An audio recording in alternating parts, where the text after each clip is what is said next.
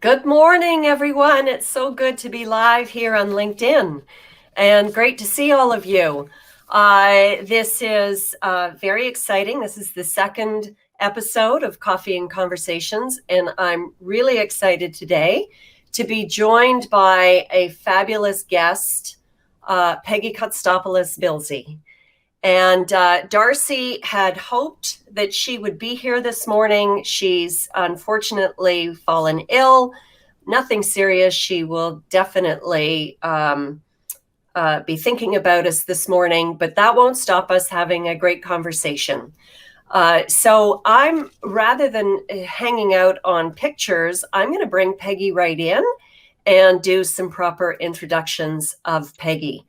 So good morning, Peggy. Good morning, Libby. It's so good to see you. Good to see you too. Yeah. Peggy and I have actually known each other for many, many years.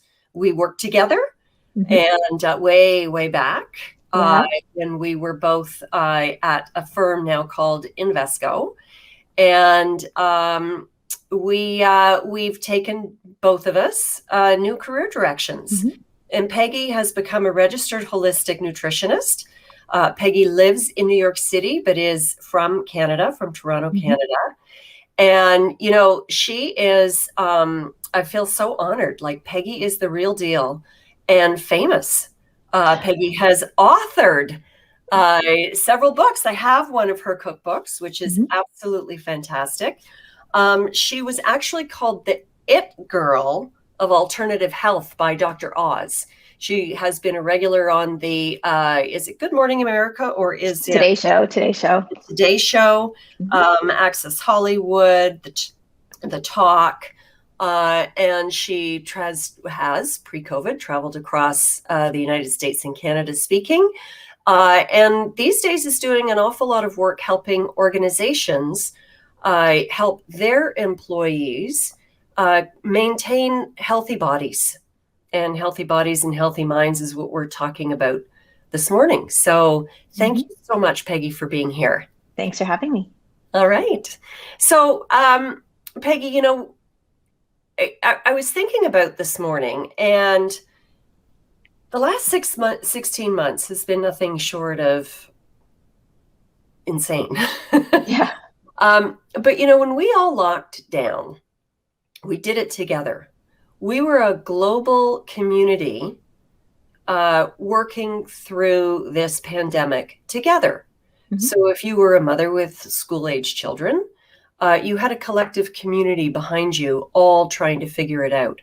All of us who work, we all had to try to figure out what it was that we were going to do and how we were going to manage. And that had a lot of stress, didn't it? Yeah, it did. Yeah, especially as a mom with two young kids, it's tough. And you know, a lot of people have very demanding jobs and are trying to manage everything. And stress levels have definitely gone up with everyone across the board. But more so, unfortunately, women did take a hit just because you're dealing with, you know, household demands, family demands, your work demands, and everything kind of unfortunately fell mostly on us. Yes. And there are some, you know, that men that felt it too. And I think everyone collectively felt it. But unfortunately, women have been hit the hardest and have had to make choices in terms of where the priorities lie during this time as well. Yeah.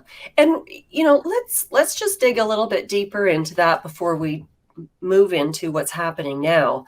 Like, you know, there's the, what is it? The COVID-15, the COVID-15, like the freshman 15. You know, people were at home having fun baking bread, but that has its consequences. But stress on the body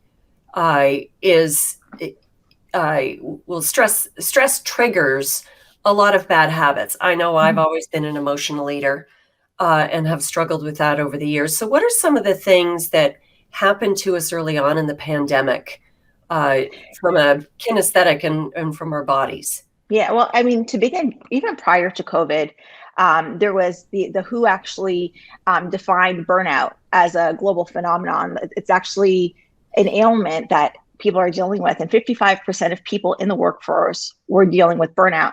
Then you add a pandemic on top of that. This is just a year prior to COVID. Then you add a pandemic, and all of a sudden stress levels have increased exponentially. So I think it's about 4 times than what they were prior to COVID. So what this does to our body, I mean, when you think about when you're stressed, your body releases a hormone called cortisol. And when cortisol is pumping through your body, you have your blood pressure is increased, your blood sugar levels increase. So you're at a higher risk of developing type 2 diabetes over the long term. You get that brain fog and mental fog. You can't think clearly. You can't make decisions, good decisions. Also, in your gut, like you might have indigestion issues, gut issues, where you have your microbiome. Basically, there's something called dysbiosis, where you have good bacteria, bad bacteria. When you're stressed, it causes it out of whack. It's not in balance anymore. And there's a symbiotic relationship between, they call your gut your second brain. So there's, you want to have a healthy gut to have a healthy mind, and you need a healthy mind to have a healthy gut. They kind of work together. Yeah. So when you're stressed, it causes dysbiosis in your microbiome.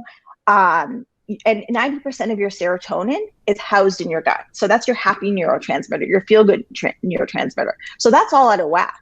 And when you're stressed, I mean, that's filtering back to your brain, right? So now your neurotransmitters are out of whack. So it just causes this whole vicious cycle.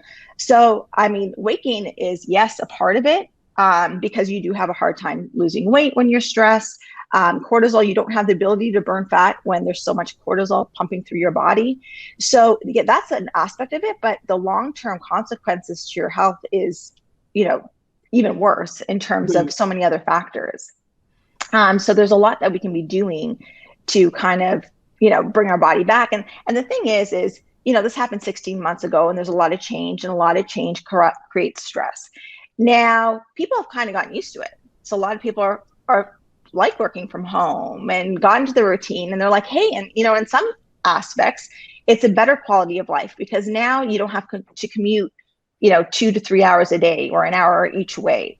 Now, instead of commuting to work in the morning, you can go for a run, you can work out, you could eat lunch at home, you can walk your dog during your lunch break. Many people are coaching their kids, soccer and softball that they haven't been able to do before because they couldn't get home on time. So there is an increase in quality of life. So while there was this stress and change in the beginning, people adapt, they get used to it. And there's actually good habits that have formed too. Now that we're going through this change again and saying, well, you know what, you have to return back to the office, maybe come fall, as early as fall in New York anyway, that's also causing, now you're kind of going back to that. Yes. It's that change again. And how do I deal and how do I cope? And the mind loves status quo. So, yeah. If when we're hit with a global pandemic, there's no option but to change. And so you're right. We have gotten used to whatever our lifestyle is. Now, some of us are craving for something else, but there is still that sort of status quo. And we have felt like we have been at choice. Now, it wasn't our choice to go home. And now it's almost like a lot of us are facing a difficult choice to return to work or to not return to work. And so it's partly the status quo that we're craving, like we like things the way they are. Although from a mental health perspective, a lot of us are craving to be reconnected with people. But work's not going to look the same, is it? No, it's not. And what's interesting is, a lot of companies are doing this hybrid model where you're going in 2 or 3 days a week. And, the office, it's funny because people have different schools of thought. Some people are like, oh no, you need to be in the office because it sparks creativity and you can't brainstorm as well over Zoom, and you have that culture to develop culture and innovation and creation and that cohesiveness. Like, it's nice to be in the office, but if it's a hybrid model and not everyone's going in at the same time, and you still have to go to the office to speak to someone over Zoom, well, that doesn't make sense. So if you're going in at the same time as somebody else or the rest of your team, fine, that makes sense. But to go in there and still feel isolated and alone and have, so that's something that people are facing.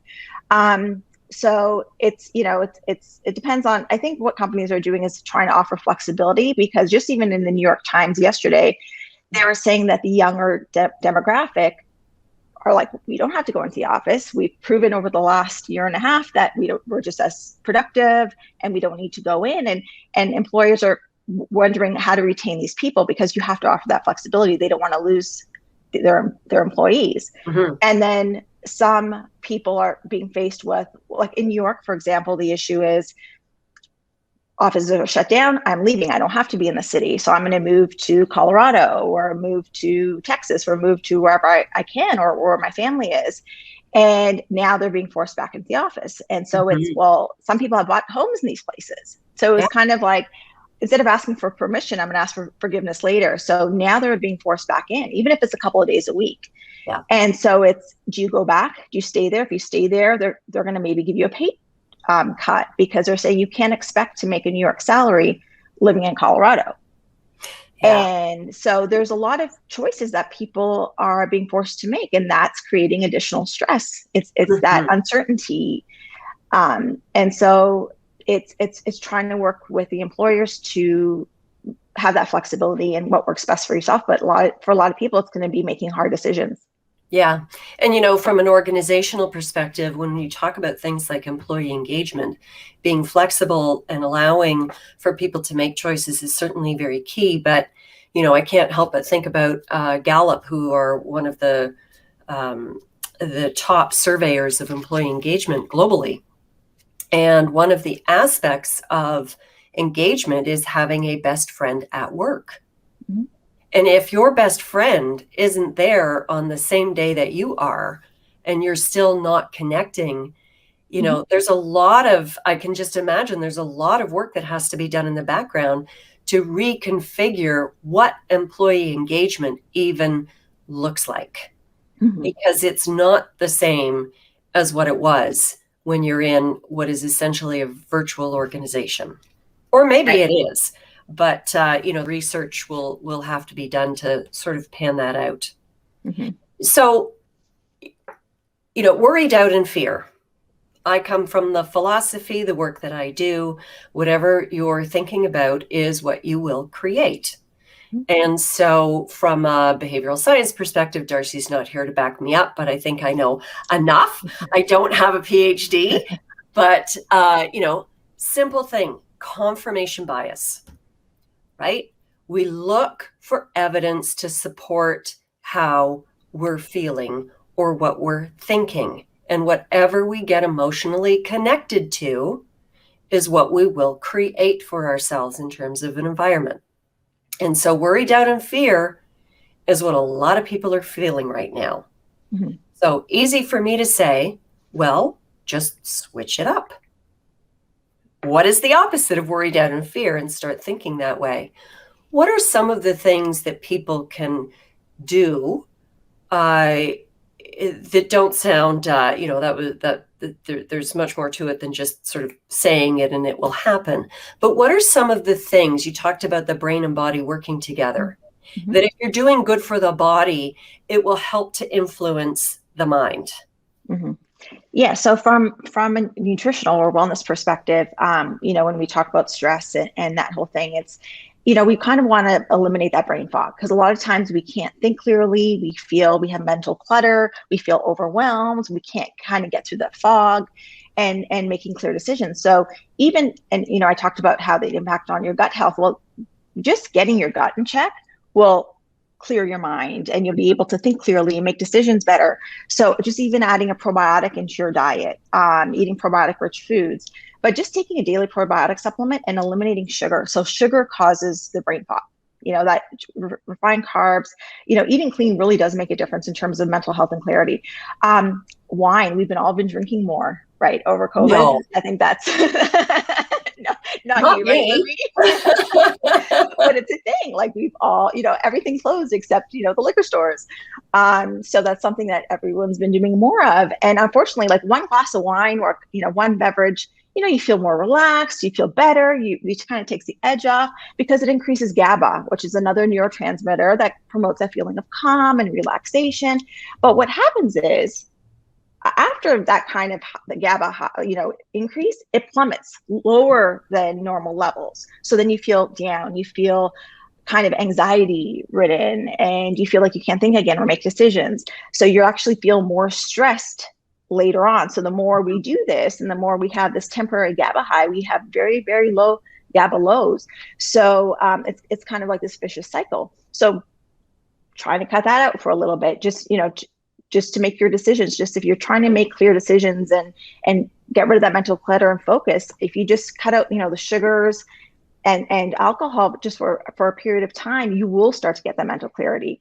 Getting your gut health in check, getting that balance in your microbiome, that will really help with mental clutter and that brain fog.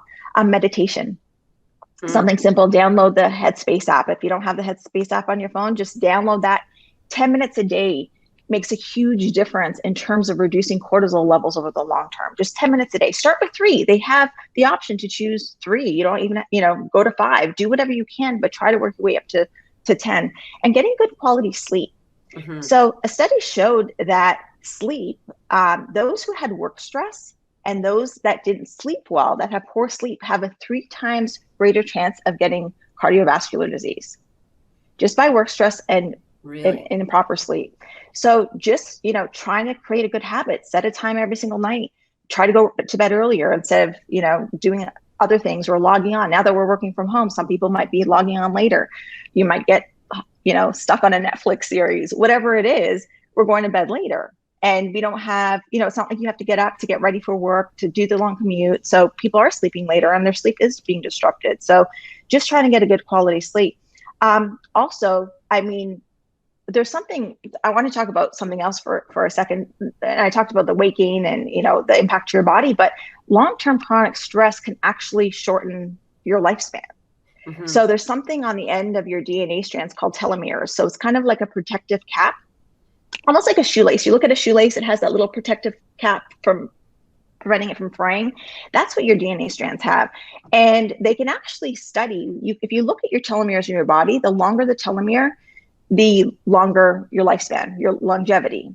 The shorter your telomere, shorter lifespan, you have higher risk of disease, cardiovascular disease, accelerated aging. So you can actually change the length of your telomere. You have that ability.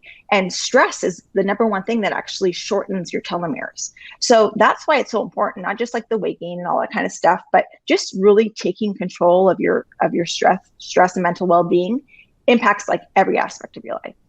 So you've highlighted a couple of my bad habits. But what you're saying is I can actually re-lengthen my telomeres. So the damage that I've done over the last 6 months, potentially, it's not too late. No, not at all. It's not hopeless. Reversible. Good. Thank you. It's not. Thank you for that. Yeah. And you talked a lot about habits, and there are great habits. You talked about meditation.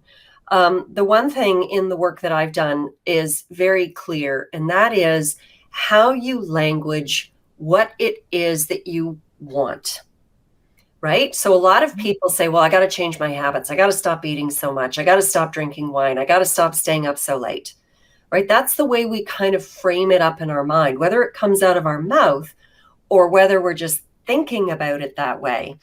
That in and of itself will do nothing. In fact, it will probably perpetuate whatever that bad habit is. So you have to take whatever that thing is. So let's talk about Netflix. Let's talk about Netflix instead. So what is it that you want to be doing with your time? And setting a goal for creating a new habit. So you have to replace. You can't just stop watching Netflix. What are you doing instead of? And that has to be even more intentional than the stopping of the thing that you don't want to be doing or that you know is hurting you. So it's having, my husband and I have just come to the conclusion that, I've come to the conclusion I'm really bored with our meal plan, right? We do the same thing over and over and over again. And so it's not about, changing it up. It's having an actual plan. What are the foods that we love to eat? Mm-hmm.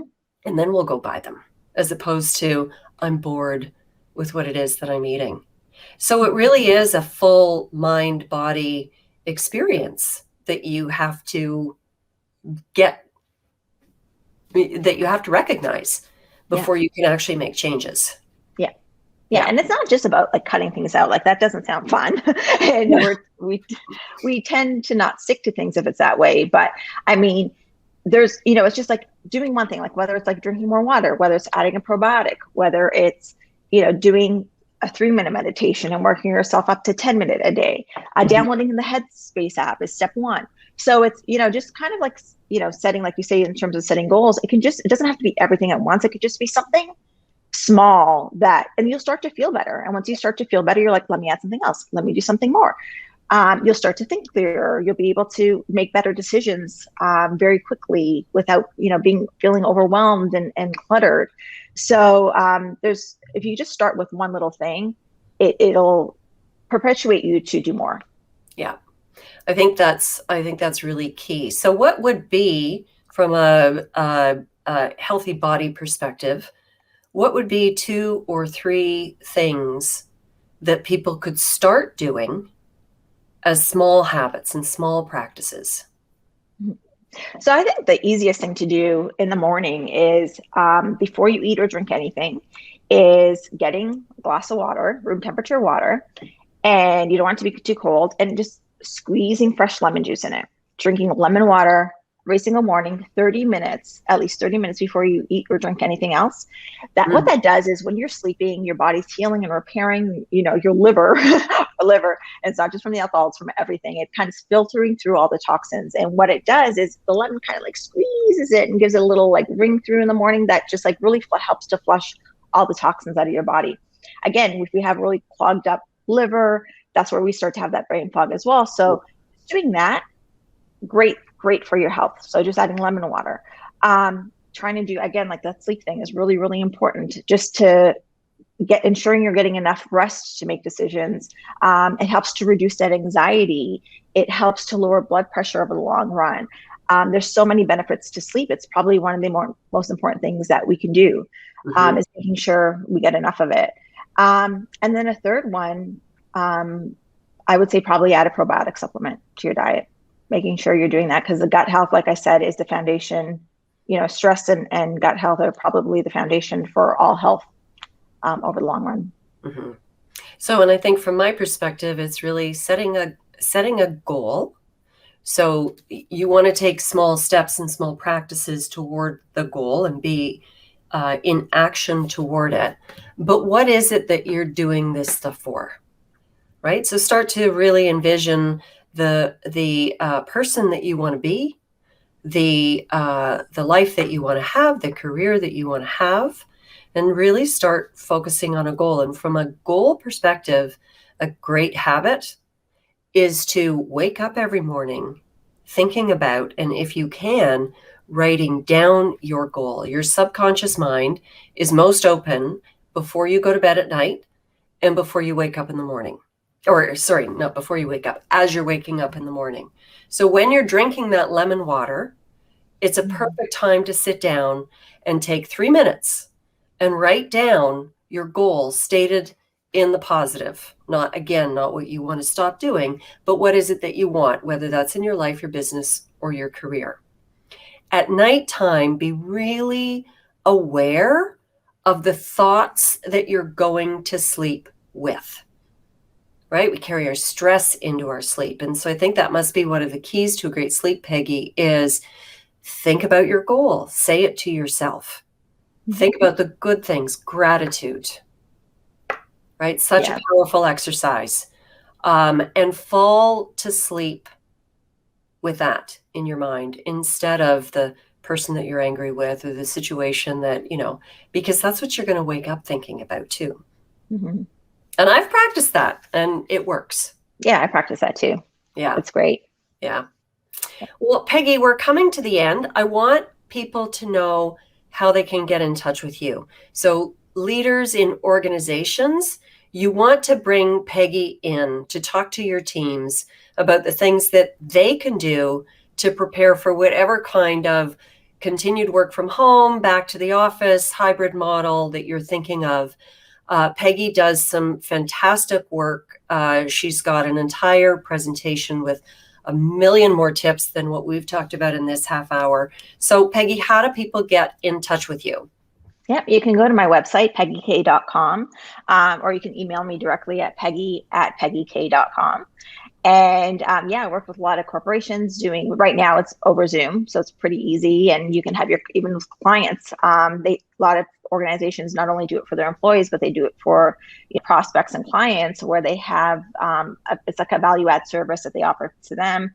And we cover a whole bunch of different topics, everything from stress to, gut health, to weight loss, to longevity. There's a whole women's program for women in their and hormone health. And so, yeah, whatever. I mean, I work with various organizations to meet your needs. So you can contact me, like I said, my website, peggyk.com, or email peggy@peggyk.com. Wonderful. And of course, everybody who's watching knows how to connect with me because you're connected with me and watching this on my LinkedIn feed. So Peggy, thank you so much for being here Thank you. today. It was a ton of fun. It And was. this will be available for rebroadcast in the next few hours or maybe by tomorrow morning. But lots of valuable information that you've shared. I can't thank you enough for being my guest on this episode of Coffee and Conversations. Thank you so much, Libby. I had a great time. All right. And for everyone else, every 2 weeks, normally at 9:30 on a Wednesday morning, we will be back with more interesting guests. So keep watching. Thanks. Bye, everyone. Bye.